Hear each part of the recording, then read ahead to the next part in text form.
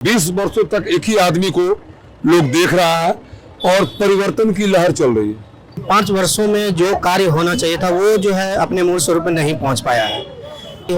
तो पिरपैती के जो सड़क है, जो मुख्य मार्ग, जो जिले के मुख्य मार्ग से जुड़ती है, उसकी भी कंड में स्थिति है। एक तरफ दीरा क्षेत्र है और एक तरफ हम लोग उत्तरी क्षेत्र में सुखाड़ है, जो कि आम है। दोनों जो अगर मिल जाए, अगर मान लीजिए हवाई अड्डा का व्यवस्था कर दिया जाए 100 किलोमीटर के अंदर, तो यहाँ का आम राष्ट्रपति जी को जाता है। और हमारे जो उधर मक्का लोड होती है, किसान मंडी की मैंने बात की थी, एक किसान मंडी होनी चाहिए।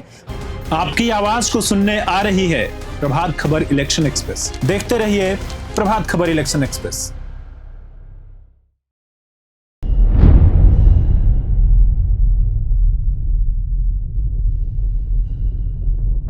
नमस्कार, मैं प्रशांत तिवारी आप सभी का स्वागत करता हूं प्रभात खबर के इलेक्शन एक्सप्रेस में। प्रभात खबर की इलेक्शन एक्सप्रेस टीम आज भागलपुर जिले के पिरपैती विधानसभा क्षेत्र के सिरमारी चौराहे पे मौजूद है और इस चौराहे पे मौजूद हम आम लोगों से पूछेंगे कि आखिर 2015 से 2025 तक तो 10 सालों तक सरकार को, अपने जनप्रतिनिधियों को वोट देने के बाद उन्होंने क्या पाया है। यहाँ पे मौजूद लोगों से पूछेंगे कि सड़क, शिक्षा और स्वास्थ्य से संबंधित सवाल, उनके वादे कितने पूरे हुए और वो ऐसे कौन से वादे थे जो अभी नहीं पूरे हुए हैं, और इस बार के विधानसभा चुनाव में वो जब वोट देने जाएंगे तो उनके दिमाग में क्या होगा। आइए सबसे पहले शुरू करते हैं। हमारे साथ ही कुछ यहाँ आपके लोग, स्थानीय लोग मौजूद हैं। सर, क्या नाम है आपका, बताइए। मेरा नाम रंजीत साहू। क्या होगा इस बार के चुनावी मुद्दा? इस बार के चुनावी मुद्दा में प्रेजेंट इनकम्बेंसी फैक्टर काम करेगी। 20 वर्षों तक एक ही आदमी को लोग देख रहा है और परिवर्तन की लहर चल रही है मेरे हिसाब से। तो मतलब इस बार बदलाव के मूड में है? हाँ, जनता बदलाव के मूड में है और बदलना भी चाहिए। एक ही व्यक्ति जब सत्ता पे काबिज हो जाएगा तो उनको अपने आप में घमंड हो जाता है और उसको लग रहा है कि जनता को जो हम कर रहे हैं वो सही कर रहे हैं। लेकिन ऐसा बात नहीं है, परिवर्तन होना चाहिए राजनीति में। जब राजा उतरते रहेगा तो वो अपनी गलती को एक्सेप्ट करके और उसमें और सुधार करके और अच्छा शासन लाएगा। अब एक ही व्यक्ति को 5 बार मुखिया बना दीजिए आप तो सोचेगा दूर, हमको तो माना ये रहा, क्या जरूरत है, इसी काम पे बना रहा। लेकिन जब एक बार हारेगा तो हारने के बाद लोग समीक्षा करता है।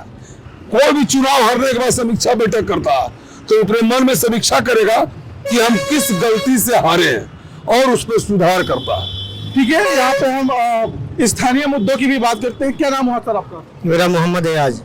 क्या होगा इस बार का, यहाँ के स्थानीय मुद्दे क्या हैं जो कि इम्पैक्ट करेंगे चुनाव में इस बार? देखिए, स्थानीय मुद्दे तो जो आम आदमी की जो मूलभूत सुविधाएं होती हैं वो है सड़क, पानी, शिक्षा और स्वास्थ्य।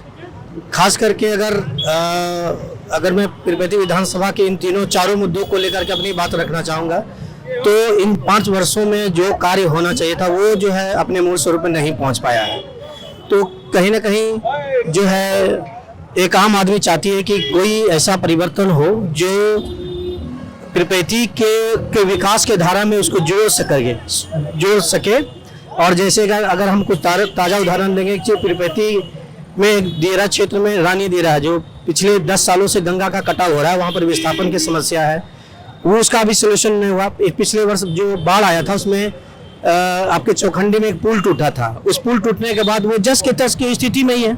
यहाँ पर बच्चों के लिए कोई कॉलेज नहीं, कोई कॉलेज नहीं है, न छात्राओं के लिए भी। उसकी भी बात जो है यहाँ पर उठाई गई थी कि इसको लेकर के हम लोग काम करेंगे, वो अभी आज तक नहीं बना। मतलब यहाँ पे लड़कियों के पढ़ने के लिए स्कूल ही नहीं है? स्कूल है, कॉलेज नहीं है, महिला कॉलेज नहीं है। महिला कॉलेज नहीं। एक दूसरा, जैसे यहाँ पर एक रेफरल अस्पताल है, पर पिरपैती को 2 भाग में अगर आप उत्तरी और दक्षिणी में देखेंगे, एक तरफ की जो बड़ी आबादी है टोटल यहाँ आती है, एक टाइम को ले तो सड़क ठीक नहीं, यहाँ तक पहुँच नहीं पाती है। तो पिरपैती के जो सड़क है, जो मुख्य मार्ग, जो जिले के मुख्य मार्ग से जुड़ती है, उसकी भी कंड में स्थिति है।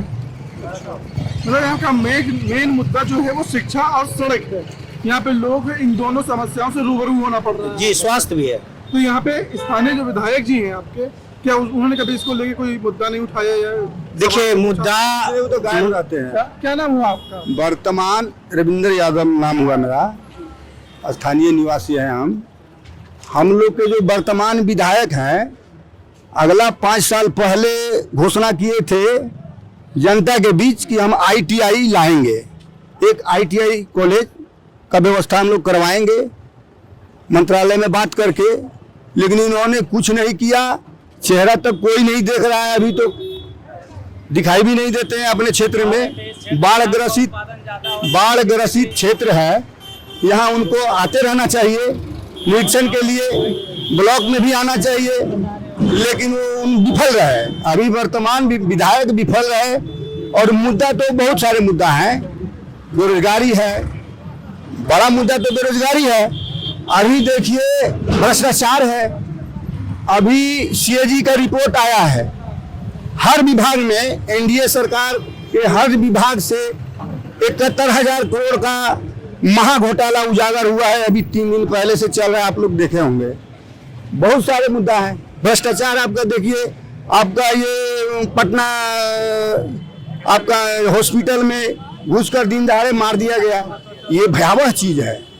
सब देखने के लिए मिल रहा है। आप सुशासन बोल के आए, दुशासन वाला काम करवा रहे हैं, कर रहे हैं। आप जानबूझ के करवा रहे हैं या कर रहे हैं, ये सब हो रहा है, अच्छा नहीं हो रहा है। अच्छा ठीक है, हमारे साथ यहाँ पे युवा भी मौजूद हैं, तो उनसे जानना चाहते हैं कि क्या है इस बात का और क्या। सबसे पहले अपना नाम बताइए। नमस्कार, मेरा नाम अभिनंदन कुमार हुआ और मैं छात्र हूँ और मैंने बहुत बड़ा पीरपैती में संघर्ष भी किया था। आज से 7-8 साल पहला मैंने ही डिग्री कॉलेज का नाम बताया था इन लोग के लिए।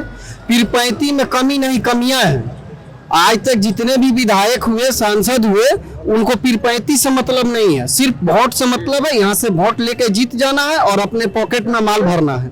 पीरपैती में हब है। कैसे हब है? तो एक तरफ दीरा क्षेत्र है और एक तरफ हम लोग उत्तरी क्षेत्र में सुखाड़ है, जो कि आम है। दोनों जो अगर मिल जाए, अगर मान लीजिए हवाई अड्डा का व्यवस्था कर दिया जाए 100 किलोमीटर के अंदर, तो यहाँ का आम राष्ट्रपति जी को जाता है। और हमारे जो उधर मक्का लोड होती है, किसान मंडी की मैंने बात की थी, एक किसान मंडी होनी चाहिए। हमारे पीरपैती स्टेशन से कुछ दूरी पे रेक लोड होती है, पर डे एक रेक लगभग लोड हो जाती है मक्का। और आज तक किसान के लिए कोई सुनवाई नहीं हुई, ना विधायक जी बोलते हैं, ना यहाँ के कोई नेता को मतलब है। हमारे यहाँ रेफरल हॉस्पिटल है, एक 29 पंचायत में, एक नगर पंचायत है 28 है, एक रेफरल हॉस्पिटल है। आप जाइए, एक भी अगर गिर जाए, अगर हो जाए तो व्यवस्था तो बता दीजिएगा हमको। ना डॉक्टर सही ढंग के हैं, ना वहाँ लेडीज जो गर्भावस्था में आती है उसका आप जाइए, ना मेडिकल हो सकता है, कुछ नहीं, बस रेफर रेफर रेफर। इसके अलावा ना ब्लड चढ़ाने की व्यवस्था। किस प्रकार का हॉस्पिटल? ऐसे हॉस्पिटल को बंद कर देना चाहिए। यहाँ के जैसे मान के चलिए, ये लोग देखिए स्थानीय प्रकार के लेबर हैं जो कि यहाँ पे रहते हैं, काम करते हैं। कोई इनका है, कोई जानकारी है कितना लेबर है, क्या है? एक तरह से बनना चाहिए उन लोग का लेबर कार्ड, एक तरह से बनना चाहिए। व्यवस्था होनी चाहिए कि कल दिन जब ये लेबर को कुछ होती है, दुर्घटना भी होती है, तो बेचारे को सहायता मिले। आयुष्मान कार्ड बना है, आयुष्मान कार्ड का झंझट इतना है कि इलाज कराने से पहले आदमी डेथ कर जाएंगे। बहुत ज्यादा टेंशन है, उसको आप चालू कराना बंद कराना, इसलिए सब चीज। ठीक है, अब आइए देखिए, यहाँ पे लोगों की अपनी अपनी राय है, आम लोग भी हैं।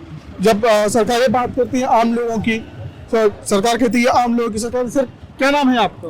रुस्तम मंसूरी। क्या करते हैं आप? यही मजदूरी करते हैं। मजदूरी करते हैं। कितना कमा लेते हैं? हम रजाई उलिया ढूंढते हैं, हमारे पास अभी काम धंधा है ना, बैठे रोज घर जाते हैं। तो क्या लगता है विधायक जी यहाँ पे काम करते हैं विधानसभा में? कुछ नहीं मिलता है। कुछ नहीं काम करते। क्या शिकायतें क्या है, आप क्या चाहते हैं, क्या बदलाव? कोई शिकायत हमारा नहीं, हम लोग का शिकायत करें। क्या नाम है आपका? MD मोइन। जी, क्या कहना चाहते, क्या करते हैं आप?